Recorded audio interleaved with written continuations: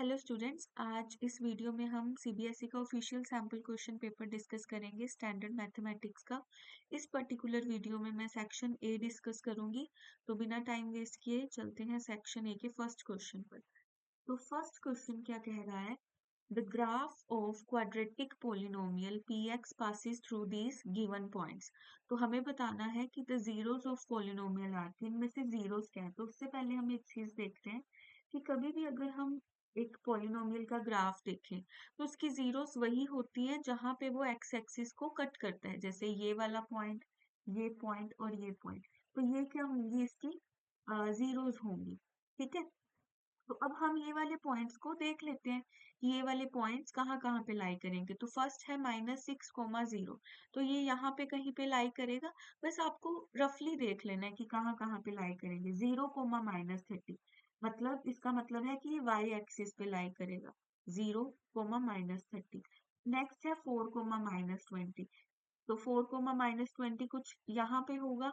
Next point है 6, 0, तो +6 है तो यहाँ पे लेंगे। एक्स एक्सिस पे तो हमें इसके दो ही पॉइंट्स मिले, तो इसका मतलब इसकी जीरोस यही दो पॉइंट्स होंगे जहां पे एक एक्स की वैल्यू क्या है, -6 है, और दूसरे एक्स की वैल्यू क्या है, 6 है। हमें किसी और पॉइंट से कोई लेना देना नहीं है, और कहीं मर्जी से वो पास करे। हमें सिर्फ ये जानना है कि एक्स एक्सिस पे वो कहाँ कहाँ पे कट करता है उसको। तो इसलिए इसकी जीरोस क्या हो जाएंगी, -6,6।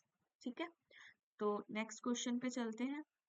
नेक्स्ट क्वेश्चन में है कि हमें k की वैल्यू जाननी है अगर ये जो दो इक्वेशंस दी हुई हैं इसका सिस्टम क्या है, इनकंसिस्टेंट। सबसे पहले हम इनकंसिस्टेंट सिस्टम के बारे में जानते हैं कि इनकंसिस्टेंट सिस्टम क्या होता है। इनकंसिस्टेंट ऐसा सिस्टम होता है जहां पे इक्वेशन का कोई सोल्यूशन नहीं होता, नो सोल्यूशन। वैसे तो जब भी हम दो इक्वेशंस पढ़ते हैं तो उसके तीन केसेस बनते हैं। पहला है कि वो दोनों एक दूसरे को किसी पॉइंट पे कट करेंगे, तो इसको बोलते हैं यूनिक सोल्यूशन। दूसरा है कि वो दोनों जो लाइंस हैं वो एक दूसरे के ऊपर ही आ जाएंगी, ओवरलैप कर जाएंगी, तो इसको बोलते हैं मैनी सॉल्यूशंस या इनफाइनाइटली मैनी सॉल्यूशन। तीसरा है कि जब दोनों लाइंस पैरेलल होंगी तो यहाँ पे बनता है हमारा नो सॉल्यूशन, जो कि वो हमसे पूछ रहे हैं। तो ये जो दोनों सिस्टम्स होते हैं ये क्या होते हैं, कंसिस्टेंट। कंसिस्टेंट मतलब कि कुछ ना कुछ एक्स वाई की वैल्यू आ रही है, कोई ना कोई सोल्यूशन है। और ये है इनकंसिस्टेंट सिस्टम जिसमें कोई भी वैल्यू नहीं है। हम कैसे पता लगाएं कि कौन सा सिस्टम कंसिस्टेंट है और कौन सा इनकंसिस्टेंट? तो हमारे पास जो इक्वेशंस होती हैं, ये वाली जो ये linear equation in two variables होती है वो इस फॉर्म की होती है। a1x plus b1y plus c1 equals to 0, और दूसरी होती है a1x a2x plus b2y plus c2 equals to 0। अब हम वन बाय वन डिस्कस करते हैं कि यूनिक सोल्यूशन में क्या होता है। a1/a2 जो है वो इसके इक्वल नहीं होता b1/b2 के। मैनी सोल्यूशन में क्या होता है, a1/a2, b1/b2 और c1/c2, ये तीनों क्या होते हैं, इक्वल होते हैं। ठीक है, और नो सोल्यूशन में क्या होता है कि पहले दो तो इक्वल होते हैं लेकिन जो आखिरी वाला होता है वो इनके इक्वल नहीं होता। हमें तो इनकंसिस्टेंट चाहिए, तो सबसे पहले हमारी जो इक्वेशंस हैं हम उनको इनके जैसा बना लेंगे, जैसी ये वाली दो है। तो 3x माइनस के वाई, और इस 7 को इधर ले आएंगे तो वो -7 हो जाएगा। अब ये हमेशा ध्यान में रखना है कि ये जो कांस्टेंट होता है ये दोनों में एक तरफ ही होना चाहिए। ठीक है, नहीं तो क्वेश्चन में गड़बड़ हो सकती है। 10y -3 equals to 0। ठीक है, अब ये हमारा a1 हो गया, ये हमारा a2 हो गया, ये b1 हो गया, ये b2 हो गया, ये c1 और ये c2। तो हमें इनकंसिस्टेंट चाहिए, इनकंसिस्टेंट के लिए हम ये उठाएंगे।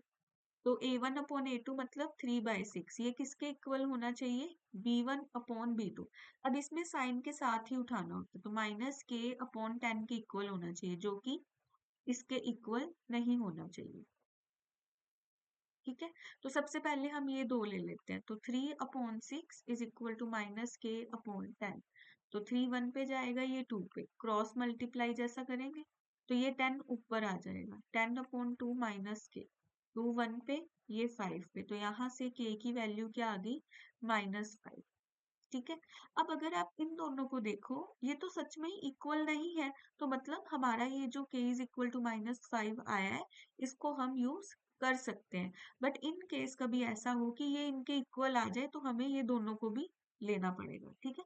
लेकिन इस केस में फर्स्ट और थर्ड वाला इक्वल नहीं है, तो वो सेकंड और थर्ड भी इक्वल नहीं आएगा, तो k की वैल्यू क्या हो जाएगी, -5 हो जाएगी।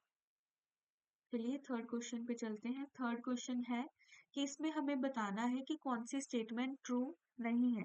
ऐसे क्वेश्चन को प्लीज ध्यान से पढ़िएगा कि जिसमें पूछा हो कि कौन सा ट्रू नहीं है, मतलब हमें उस पे टिक करना है जो कि फॉल्स हो, जो स्टेटमेंट क्या हो, फॉल्स हो, उस पे हमें टिक करना है।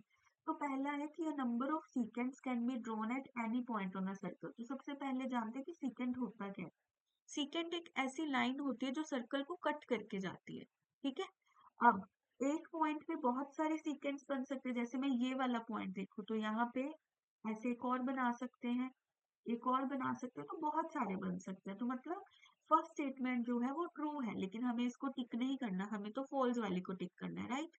Next, only one tangent can be drawn at any point on a circle, बिल्कुल सही है कि अगर आप एक पॉइंट लोगे ना, तो उसपे आप एक ही टेंजेंट बना सकते हो, उसपे आप ज्यादा टेंजेंट्स नहीं बना सकते। जैसे अब मैं और बनाने की कोशिश करूंगी तो वो सर्कल को किसी और पॉइंट पे टच करेगा, जैसे यहाँ पे टच कर रहा है, तो एक पॉइंट पे एक ही टेंजेंट बनता है, जो कि क्या है, बिल्कुल सही है।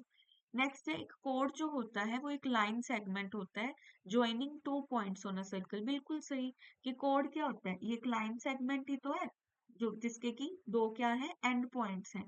तो बिल्कुल सही है, कोड क्या होता है, लाइन सेगमेंट होता है जो कि सर्कल के ही दो पॉइंट्स, एंड पॉइंट्स को ज्वाइन करके बना होता है। अब बची है D option, from a point inside a circle only to tangents can be drawn. अब अगर मैं कोई पॉइंट सर्कल के अंदर ले लेते हैं हम, तो वहां से टेंजेंट कैसे ड्रॉ करेंगे, वहां से तो हम टेंजेंट एक भी नहीं ड्रॉ कर पाएंगे, बिल्कुल भी नहीं, कुछ भी नहीं ड्रॉ कर पाएंगे। तो इसलिए डी ऑप्शन क्या हो जाएगी, वैसे तो फॉल्स हो जाएगी, लेकिन इस क्वेश्चन के लिए क्या हो जाएगी, हमारी डी ऑप्शन ही सही हो जाएगी। Okay. Next question is, if nth term of an AP is this, तो हमें बताना है कि उसका डी क्या होगा, कॉमन डिफरेंस। तो इसके लिए मैं आपको एक ट्रिक बताती हूँ कि जब भी आपके पास कोई भी nth टर्म हो, जिसको कि हम ए एन या टी एन से लिखते हैं, ये हमें दिया हुआ है 7n-4, तो n के साथ वाला जो कोफिशिएंट होता है, मतलब n का जो कोफिशिएंट होता है ना, वही हमारा d होता है। तो d क्या हो जाएगा, 7। लेकिन अगर हम इसका वैलिड सोल्यूशन करना चाहते हैं तो कैसे करेंगे, तो हमें ए एन बता रखा है कि 7n-4 है, तो सबसे पहले मैं a1 निकाल लूंगी। तो a1 निकालने के लिए n को यहाँ पे 1 पुट करेंगे, तो ये आ जाएगा 7-4, तो ये आ जाएगा 3। अब हम a2 निकाल लेंगे, a2 कैसे निकाल लेंगे, n को 2 पुट कर देंगे, तो ये हो जाएगा 14-4, 10। अब हम क्या करेंगे, हमारे पास a1 आ चुका है, a2 आ चुका है, अब हम d कैसे निकाल सकते हैं, a2 माइनस a1 से, तो 10-3, तो ये हो जाएगा 7। तो ट्रिक से करोगे तो देखते ही आप आंसर को टिक कर सकते हो। ओके, सो इस क्वेश्चन का आंसर हो जाएगा हमारा 7, A option. Next, the radius of base of a right circular cone and the radius of sphere are 5 centimeter। तो हमें एक बात तो पता चल गई कि एक हमारे पास क्या है, स्फीयर है, और दूसरा हमारे पास क्या है, राइट सर्कुलर कोन है। तो ये दो फिगर्स का जो रेडियस है वो क्या है, सेम है, इसका भी 5 है और इसका भी 5 सेंटीमीटर है। If the volume of cone is equal to the volume of sphere, then the height of cone is, इसकी हाइट को अगर मैं h मान लूं, अब फॉर्मूला क्या होता है हमारे पास वॉल्यूम ऑफ कॉन का, वो होता है 1/3 पाई आर स्क्वायर एच।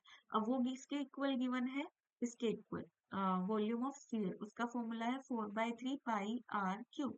अब अगर मैं यहाँ पे आर की वैल्यू पुट कर दूं, पाई से पाई पहले हम कैंसिल कर देते हैं, 3 से 3 भी कर देते हैं, तो ये बन जाएगा हमारे पास 5 का स्क्वायर, यहाँ पे आर की वैल्यू डाल देंगे ना, 5 का स्क्वायर इंटू एच, 4 इंटू 5 का क्यूब। अब यहाँ पे स्क्वायर है, इसको मैं ऐसे लिख सकती हूँ 5 into 5 into H, 4 into 5 into 5 into 5। तो ये वाले 2 5 हम कट कर सकते हैं, तो एच क्या हो जाएगा, 4 into 5 that is 20 centimetre, and आगे हमारे पास 20 सेंटीमीटर। ओके, तो height of cone is 20 centimetre, option B.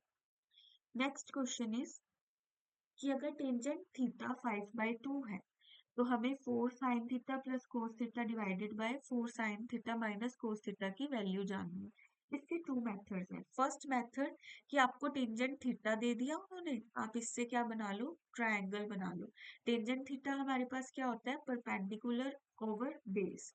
तो हम एक रफ सी डायग्राम बनाएंगे, उसमें p को 5 डाल देंगे, और क्योंकि अभी आप एमसीक्यूज कर रहे हो तो यहाँ पे k डालने की कोई जरूरत नहीं है आपको, तो जस्ट आप सीधा वैल्यूज डाल दो 5 एंड 2। अब आप क्या करोगे, पाइथागोरस लगाओगे और h को फाइंड कर लोगे। h square is equal to 5 square plus 2 square, तो h स्क्वायर आगे आ जाएगा आपके पास 25 प्लस 4, तो ये आ जाएगा 29। अब h स्क्वायर अगर 29 है तो h आ जाएगा √29। अब यहाँ से आप साइन थीटा की वैल्यू निकाल लो।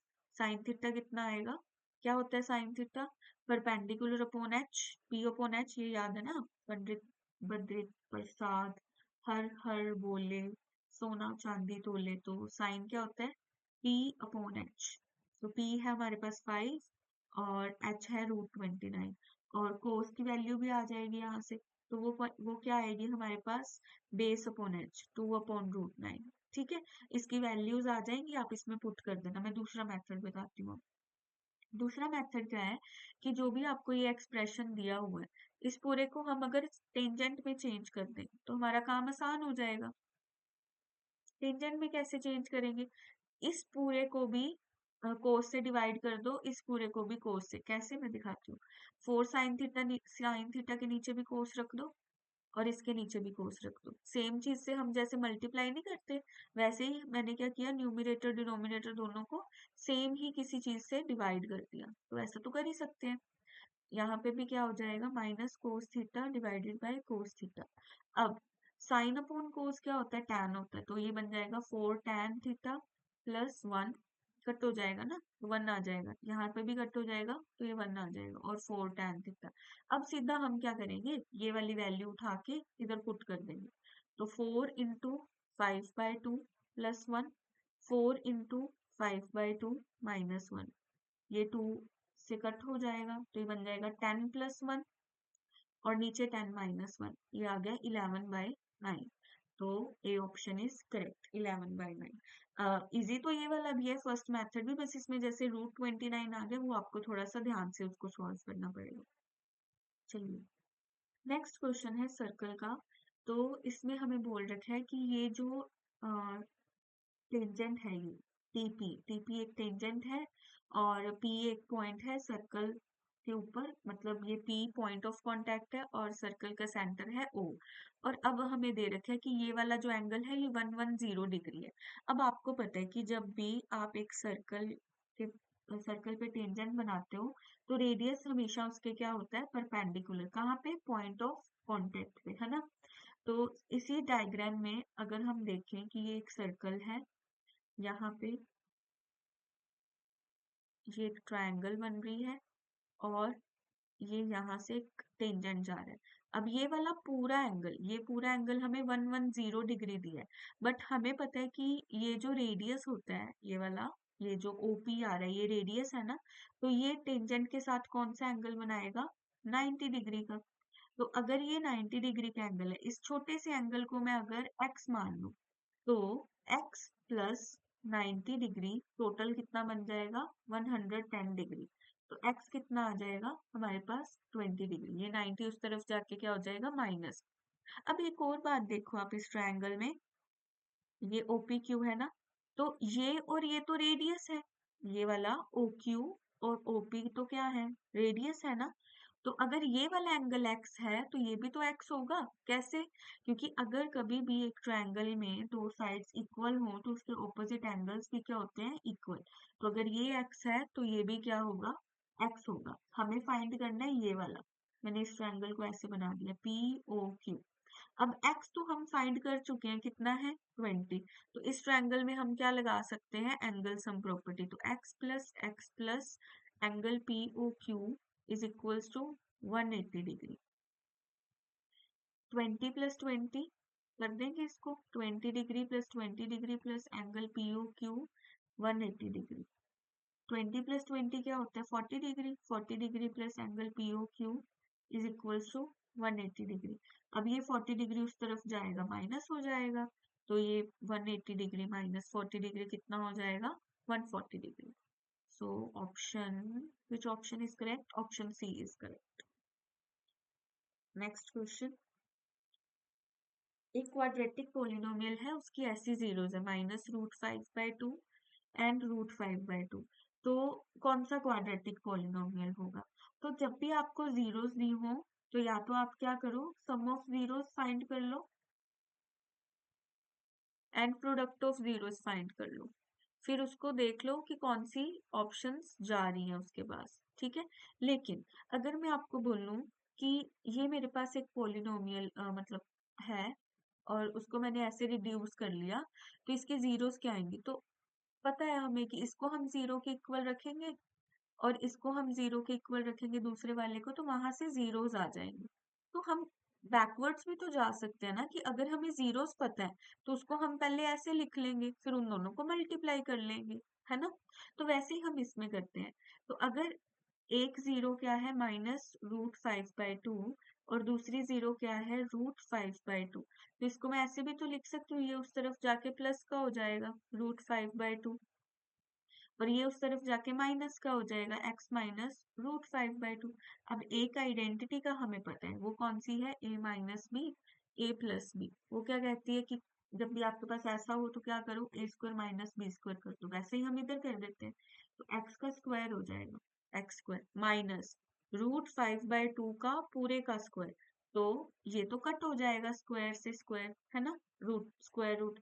तो ये आ जाएगा हमारे पास x² - 5/2 इज इक्वल टू 0। ये समझ आया ना? ये देखो x² - √5/2 इस पूरे का मैंने क्या कर दिया, स्क्वायर कर दिया। तो ये स्क्वायर से ये पूरा स्क्वायर रूट कट हो जाएगा, तो यहाँ पे आ जाएगा x² - 5/2। अब हम क्या करेंगे, एलसीएम ले लेंगे। तो नीचे एलसीएम आएगा, ये 2 इधर भी जाएगा, क्यों? क्योंकि एलसीएम अगर 2 लिया है तो इसको 2 से किया होगा, तो इसको भी तो 2 से करेंगे, तो 2x² - 5 ये उधर जाके अपने आप ही क्या हो जाएगा 0। तो 2x² - 5 इज इक्वल टू 0। अब आप देखो अगर ध्यान से, तो ए ऑप्शन में तो यहाँ पे ये 1 आ रहा है, तो ये तो गई चली। अब डी ऑप्शन में भी यहाँ पे एक कांस्टेंट आ रहा है, तो ये भी चली गई। अब रही ये वाली ऑप्शन और ये वाली। अब आपको पता है कि जब भी हम पॉलिनोमियल बनाते हैं तो हमारे पास एक k भी होता है साथ में, 2x² मतलब कोई और नंबर भी मल्टीप्लाई हो सकता है यहाँ पे बाहर। तो अगर मैं इस ऑप्शन को देखूं, ऑप्शन बी को, तो यहाँ से क्या कॉमन आ रहा है, 8x² - 20 इज इक्वल टू 0 ना। तो यहाँ से अगर मैं 4 कॉमन लूँ तो यही तो बन रहा है 2x² - 5 इज इक्वल टू 0। तो ये ऑप्शन हमारी क्या हो जाएगी, करेक्ट हो जाएगी, ठीक है। Let's move on to the next question. 9th question में हमें एक टेबल दिया है जिसमें क्लास इंटरवल्स एंड फ्रीक्वेंसी दिया है और हमें बताना है कि इसकी upper limit of median class क्या होगी। तो मीडियन क्लास निकालने के लिए हमें दो चीजों की रिक्वायरमेंट होती है, एक तो कॉमुलेटिव फ्रीक्वेंसी और दूसरा हमें किसकी जरूरत होती है, एन की, n/2 की, मतलब जो टोटल बनता है ना फ्रीक्वेंसी का उसका। तो फटाफट से हम यहाँ पे क्लास इंटरवल लिख लेते हैं, 0 10 10 20 20 30 30 40 एंड 40 50। नेक्स्ट है हमारे पास frequency 5 9 10 no 5 9 15 10 and this is 6। तो कॉमुलेटिव फ्रीक्वेंसी कैसे लिखते हैं, फर्स्ट वाला एज इट इज, फिर इन दोनों को ऐड करके 14, फिर इन दोनों को ऐड करेंगे तो क्या बनेगा 29, फिर इन दोनों को ऐड करेंगे तो क्या बनेगा 39 एंड 45। अब मजे की बात क्या है कि जो ये लास्ट पे आता है ना हमारे पास कॉमुलेटिव फ्रीक्वेंसी में, वही हमारी फ्रीक्वेंसी का टोटल एडिशन होता है, मतलब ये जो जिसकी मैं बात कर रही थी n/2, तो उसका n मिल गया हमें 45। तो अब हम देखते हैं कि n/2 क्या होगा, 45/2 जो कि अप्रोक्सीमेटली किसके इक्वल होगा 24.2 एंड 4 22.4 5 के इक्वल। अब आपको क्या देखना है कि 22.5 कौन सी कॉमुलेटिव फ्रीक्वेंसी के दो वैल्यूज के बीच में आएगा। तो हम देख सकते हैं कि ये इन दोनों के बीच में आएगा, 14 और 29 के बीच में होगा ना 22.5। अब उसके बाद क्या करना होता है कि ये जो बड़े वाली होती है इसी को हम क्या बोलते हैं, मीडियन क्लास। इसी को हम क्या बोलते हैं, मीडियन क्लास। ठीक है, तो ये मीडियन क्लास है, उसका इंटरवल क्या है 20 to 30। अपर लिमिट मतलब जो बड़े वाली होती है, तो 30 इसकी क्या हो जाएगी, अपर लिमिट। ओके, सो जब भी आपको मीडियन क्लास जाननी है तो उसके लिए कॉमुलेटिव फ्रीक्वेंसी और n/2 का पता होना जरूरी है। तो पहले हम वो निकाल लेंगे, फिर हम देखेंगे कि ये वाली वैल्यू कॉमुलेटिव फ्रीक्वेंसी में किन दो वैल्यूज के बीच में आती है। तो बड़े वाली वैल्यू जो होगी उसी को हम मीडियन क्लास बोलेंगे। Next question. नेक्स्ट क्वेश्चन में हमें दिया है कि एक सर्कल है, उसमें O is the point of intersection और यहाँ पे दो कोड्स हैं AB एंड CD। ठीक है, इसमें एंगल BOC हमें दिया है 80 डिग्री, ये है हमारे पास 80 डिग्री। और OA और OD क्या है, इक्वल। तो हमें ये बताना है कि ये जो दो ट्रायंगल्स बन रही हैं ये कैसी ट्रायंगल्स है, सिमिलर है, इक्विलेटरल है, आइसोसेलेस है, कैसी। तो सबसे पहले एक कंसेप्ट रिकॉल करते हैं। तो अगर हमारे पास एक सर्कल है, यहाँ पे एक कोड है PQ, अगर वो ऐसे दो एंगल्स बनाता है सर्कमफ्रेंस पे, इस तरह से कुछ, तो ये वाला एंगल और ये वाला एंगल क्या होगा, equal. It mean I want to say कि अगर ये x है तो ये भी क्या होगा, x होगा। अगर ये 30 डिग्री है तो ये भी क्या होगा, 30 डिग्री होगा। ठीक है, तो अगर हम इस सर्कल में ध्यान से देखें, ये AC एक कोड है। ठीक है, अब अगर मैं बोलूं कि ये वाला एंगल क्या है, x है, तो ये भी क्या होगा, x होगा। अब दूसरी बात ये है कि ये जो ट्रायंगल है AOD, ये वाली जो ट्रायंगल है AOD यहाँ पे बना लेते हैं।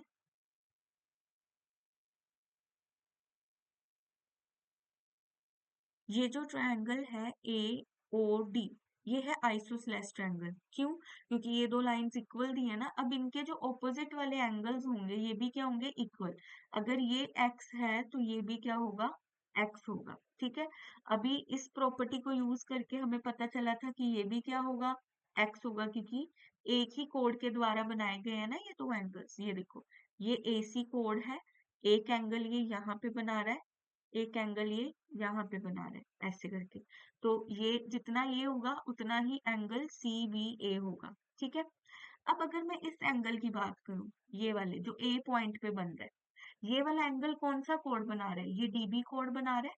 तो जितना ये वाला एंगल होगा DB कोड बना रहा है, क्योंकि ये वाला एंगल, उतना ही ये वाला एंगल होगा, ये C पॉइंट पे जो एंगल बन रहा है, क्योंकि ये भी तो DB कोड ही बना रहा है और इसको भी DB कोड ही बना रहा है। ऐसे ऐसे देखो ध्यान से कि ये एक DB कोड है जो कि एक एंगल यहाँ पे बना रहा है, यही DB कोड एक एंगल यहाँ पे बना रहा है। तो हमें पता है कि ये वाला x है तो ये भी क्या होगा, x।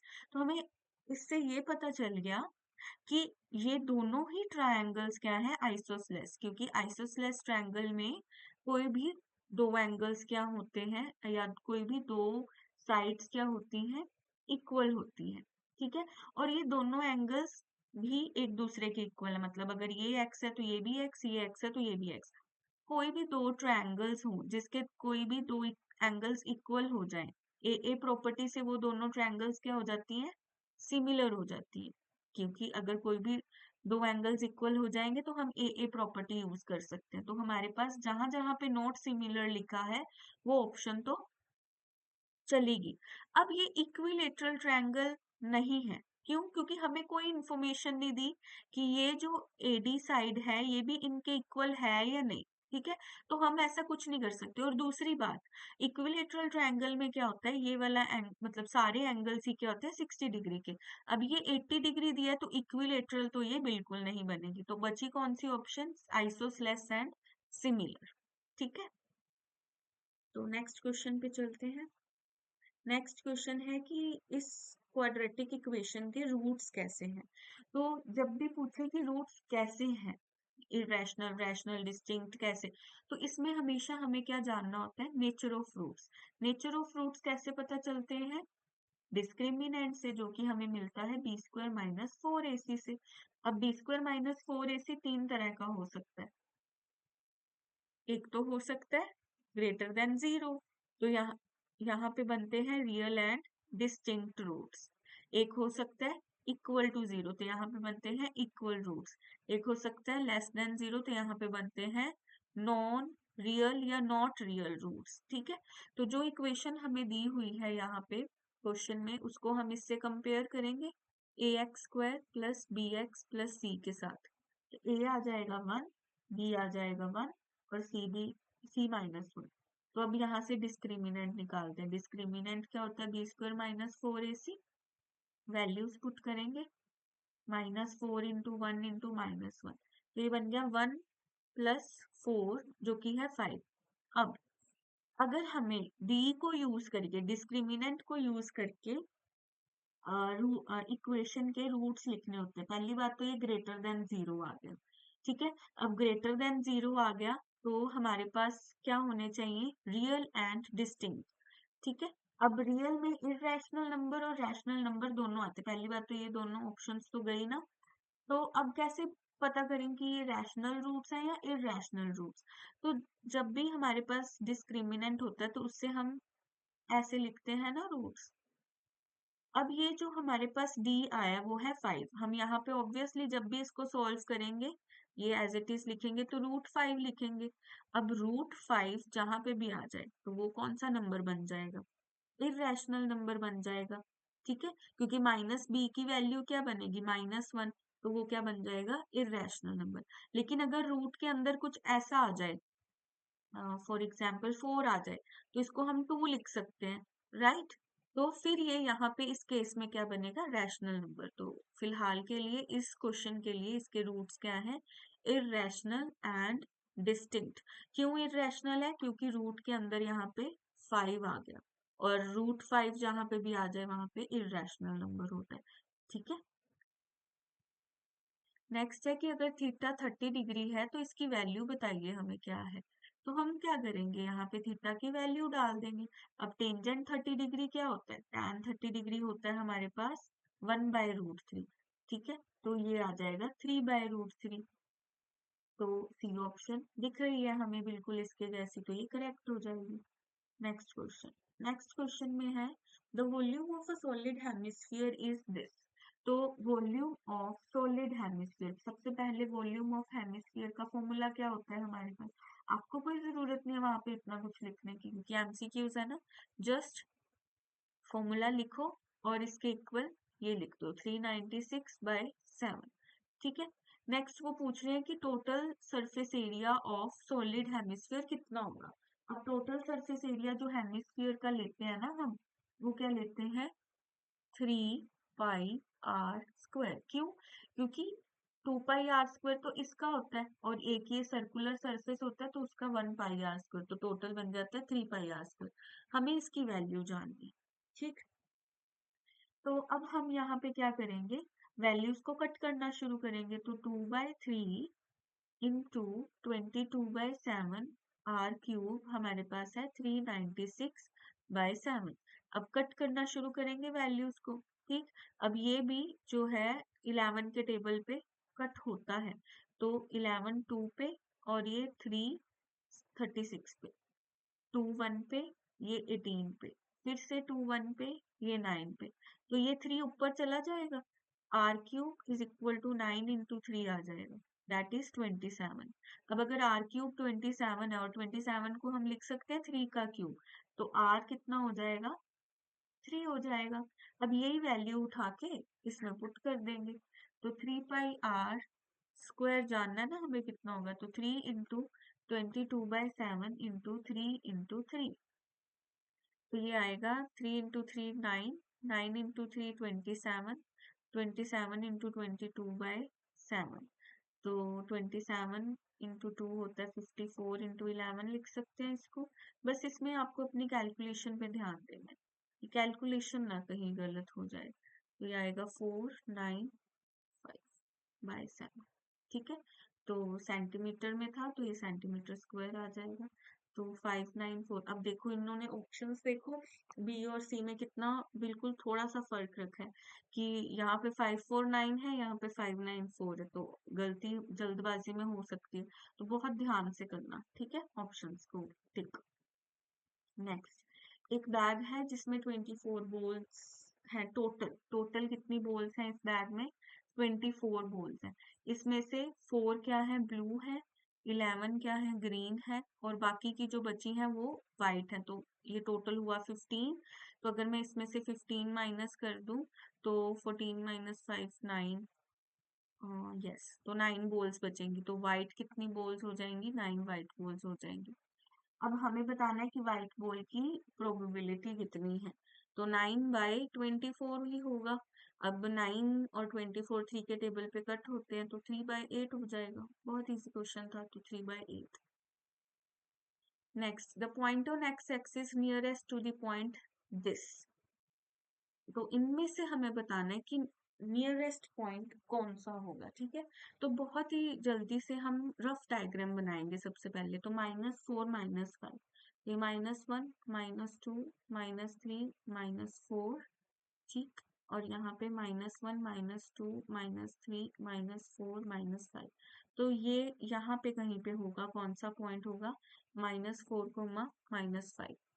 नेक्स्ट है 0 0, तो 0 0 तो ये ओरिजिन होता है, ये पॉइंट बना लिया। -4 0, -4 0 मतलब ये वाला पॉइंट, ठीक है। नेक्स्ट इज -5 0, -5 0 यहाँ होगा। अब √41, 0। अब √41 कितना होगा? √41 मतलब 36 और 49 के बीच में, 6 और 7 के बीच में, तो यहाँ कहीं मान लेते हैं कि ये क्या है? √41 0। अब पता चल रहा है कि ये तो बहुत दूर चला गया पॉइंट, है ना। तो ये तो ऑप्शन वैसे ही गई चली। हमारे पास ये एक पॉइंट है, ये वाला एक पॉइंट है, और एक ये वाला। अब अगर आप ध्यान से देखो ना, -4 बिल्कुल इसके परपेंडिकुलर है। क्यों? क्योंकि ये भी यहाँ पे क्या है? -4 एक्स एक्सिस पे ये वाला पॉइंट -4 है ना। और हमें पता है कि परपेंडिकुलर डिस्टेंस किसी भी पॉइंट का क्या होता है? हमेशा शॉर्टेस्ट डिस्टेंस होता है। और अगर आपको ये बात वहां पे दिमाग में ना आए तो आप रफ डायग्राम बनाने के बाद, ये पॉइंट तो हमने वैसे ही निकाल दिया ना, उसके बाद आप इसका डिस्टेंस फॉर्मूला भी यूज कर सकते हो इन 3 पॉइंट्स के बाद। पर वो ये हो जाएगा कि थोड़ा लंबा चला जाएगा, टाइम ज्यादा लग सकता है। लेकिन अगर आपको ये बात पता है कि शॉर्टेस्ट डिस्टेंस हमेशा परपेंडिकुलर होता है और ये इसके बिल्कुल नीचे आ रहा है, बिल्कुल परपेंडिकुलर, तो ये बी ऑप्शन ही क्या होगा? मतलब -4 0 ही क्या होगा? इसका नियरेस्ट पॉइंट होगा, ठीक है। Next, which of the following gives the middle most observation. Middle most observation तो हमें हमेशा मीडियन ही देता है, तो ए ऑप्शन हो जाएगा। मीन क्या देता है? हमें हमेशा एवरेज वैल्यू देता है डाटा की, ठीक है। और रेंज, रेंज देता है, रेंज कैसे निकालते हैं हम? Highest value minus lowest value of data. और मोड क्या होता है? मोस्ट अकरिंग वैल्यू, जो सबसे ज्यादा बार आई होती है ना वैल्यू, तो मोड हमें वो देता है। तो अभी हमसे मिडल पूछा था, तो दैट इज मीडियन, मीडियन देगा हमें middle most value. Next question, एक पॉइंट है एक्स एक्सिस पे जो कि इन दो पॉइंट्स को 1:2 में डिवाइड करता है। तो मान लीजिए ये वो पॉइंट है P जो कि एक्स एक्सिस पे। अब अगर वो पॉइंट एक्स एक्सिस पे है तो उसका एक्स कोऑर्डिनेट तो कुछ होगा, लेकिन वाई वाला क्या होगा? 0। और ये है A 2, -3, एंड ये है B दैट इज 5, 6। अब ये इसको किस रेशो में डिवाइड करता है? 1:2 में। अब हमें निकालना है कि ये एक्स पॉइंट क्या होगा। तो वैसे भी हमें पता है कि एक्स किसके इक्वल होगा। हम कैसे निकालते हैं? हमारे पास ये होता है ना कि अगर आप 1 ले रहे हो तो अगर वो लेफ्ट पे है तो उसका राइट वाला पॉइंट लेना होता है। 1 × 5 प्लस 2 × 2 डिवाइडेड बाय 1 + 2। तो x हमारे पास क्या आ जाएगा? 5 + 4 डिवाइडेड बाय 3, तो 9/3 आ जाएगा, जो कि क्या है? 3 ही है। अब y तो वैसे भी 0 था, तो सी ऑप्शन हो जाएगा करेक्ट।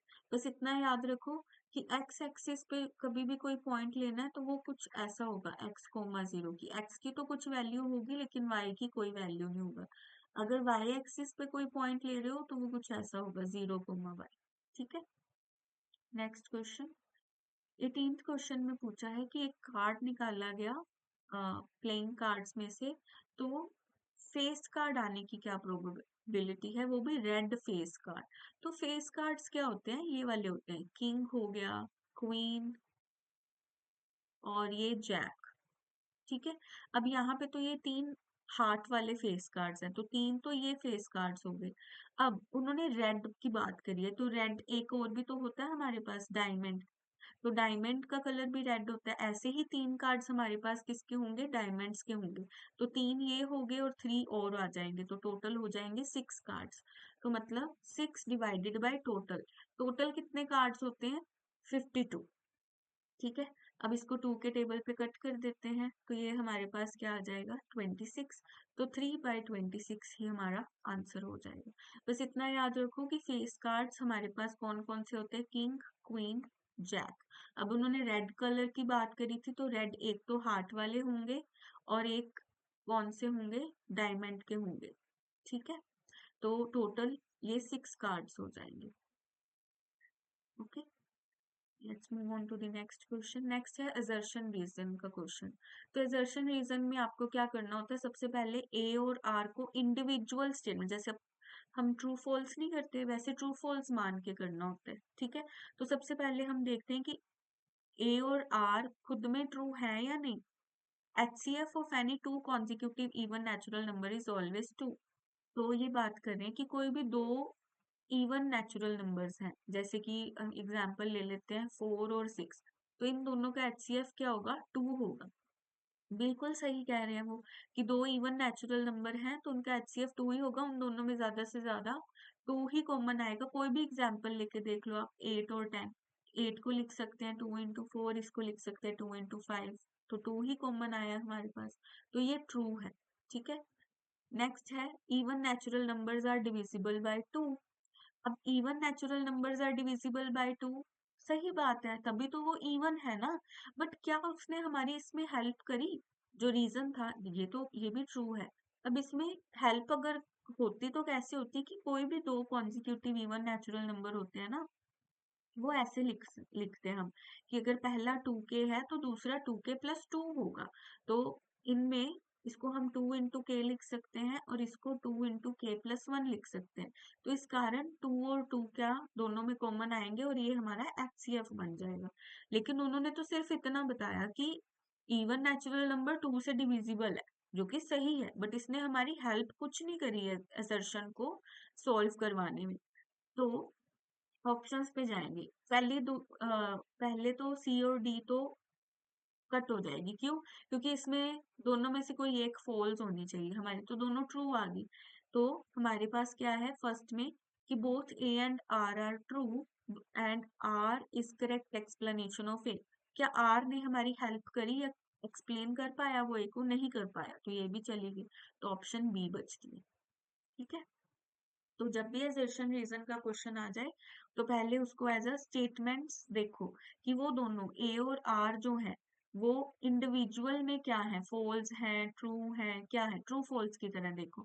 फिर उसके बाद जो चार ऑप्शंस होती है उस पे जाओ। अब नेक्स्ट क्वेश्चन भी असर्शन रीजन का होगा। नेक्स्ट क्वेश्चन में है कि if the radius of sector of circle is reduce to half, कि पहले रेडियस आर था फिर हमने r/2 कर दिया, अब एंगल को डबल कर दिया, पहले एंगल थीटा था अब हमने उसको 2 थीटा कर दिया।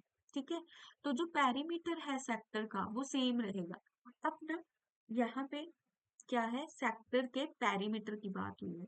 जो सेक्टर का पेरीमीटर होता है वो ये सारा लेना होता है, लेंथ ऑफ आर्क भी ये होता है, ये जो सर्कल के ऊपर आता है ना हमारे पास ऐसे सेक्टर बनता है, यहाँ पे ऑटोमेटिक हो रहा है।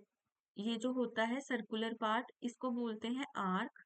और अगर मुझे पेरीमीटर चाहिए सेक्टर का, तो उसके लिए मुझे क्या करना होगा, इन दो रेडियस को भी प्लस करना होगा। तो पेरीमीटर ऑफ सेक्टर के लिए हमारे पास क्या फॉर्मूला बनेगा, 2r, वाई 2r, क्योंकि एक ये वाला r और एक ये वाला r, plus length of arc. अब लेंथ ऑफ आर्क कैसे लिखते हैं हम? 2r plus theta by 360 degree into 2 pi r। अब वो क्या कह रहे हैं कि r को आपने आधा कर दिया, r को आपने आधा कर दिया, तो यहाँ पे r की जगह हमें क्या डालना पड़ेगा? r/2। और थीटा को आपने डबल कर दिया, तो यहाँ पे 2 थीटा डालना पड़ेगा। तो देखते हैं कि क्या वो सेम रहता है या नहीं रहता। तो ये 2 से ये 2 कट हो जाएगा। चलो माना कि ये वाला 2 हम इसको दे देंगे, तो ये वाली क्वांटिटी तो सेम रहेगी। कैसे? ये सिर्फ इस क्वांटिटी की बात कर रही हूँ कि ये वाला 2 मैंने वहां पे रख दी। ये बन जाएगा theta by 360 degree into 2 pi r। तो ये तो सेम है, लेकिन ये सेम नहीं रहा। यहाँ पे 2r होना चाहिए था ना पैरीमीटर में, लेकिन यहाँ पे सिर्फ r रह गया। एजर्शन खुद में ही क्या हो गया? फॉल्स हो गया। अब रीजन को एज अ ट्रू फॉल्स देखते हैं कि the length of arc subtending angle theta at the centre of a circle of radius r is this. कि अगर थीटा एंगल है और रेडियस r है, तो लेंथ ऑफ आर्क कैसे लिखते हैं? हम तो ऐसे लिखते हैं, 2 पाई r मल्टीप्लाई करते हैं। अगर मैं इस 2 और इसको कट कर दूं, तो ये यही तो बन जाएगा, theta pi r by 180 degree. तो रीजन तो ट्रू है, रीजन तो क्या है? ट्रू है। अब बस जब भी उन दोनों में से एक फॉल्स और एक ट्रू हो जाए, तो हमारा काम बहुत आसान हो जाता है। तो ऊपर देख लेते हैं कि कौन सी ऑप्शन जाएगी जहां पे ए फॉल्स है और आर ट्रू है। तो ये है ऑप्शन डी। तो इसका आंसर क्या हो जाएगा हमारे पास? Option D. आई होप आपको सारे क्वेश्चंस की एक्सप्लेनेशन समझ आई होगी। नेक्स्ट सेक्शंस हम नेक्स्ट वीडियो में करेंगे। Thank you.